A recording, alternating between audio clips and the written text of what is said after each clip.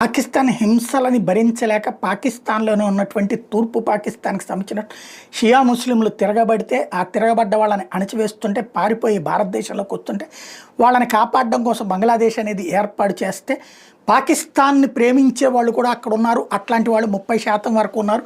వాళ్ళు ఇంతకాలం పాటు కడుపులో రగిలిపోతా ఉంటే వాళ్ళందరినీ పోగేసినటువంటి యూనస్ ఇప్పుడు అక్కడ బంగ్లాదేశ్‌ని తన చెప్పు చేతల్లోకి తెచ్చుకుంటే అమెరికా అండతో ఇప్పుడు అక్కడ క్రమంగా బంగ్లాదేశ్ సైన్యం యూనస్కి వ్యతిరేకమవుతుందా, అక్కడున్న హిందువుల్ని ఊచకోత కోసి హిందువుల్ని తరిమివేసి హిందువుల ఆస్తులు ధ్వంసం చేస్తున్నటువంటి బిఎన్పి పార్టీ ఏదైతే హసీనా వ్యతిరేక పార్టీ ఉందో దానికి మద్దతిస్తూ అక్కడ ఉన్నటువంటి మత ఉన్మాద శక్తులు హిందూ వ్యతిరేక శక్తులకు ఓతమిస్తూ వస్తున్నటువంటి వేళ సైన్యం ఒక కీలకమైనటువంటి అడుగులు వేసింది. ఏంటంటే శ్రీకృష్ణ జన్మాష్టమి సెలబ్రేషన్స్ ప్రతి ఏడాది ఇదివరకు బంగ్లాదేశ్లో నిర్వహించేవాళ్ళు, బంగ్లాదేశ్ రాజధాని ఢాకాలో నిర్వహించేవాళ్ళు.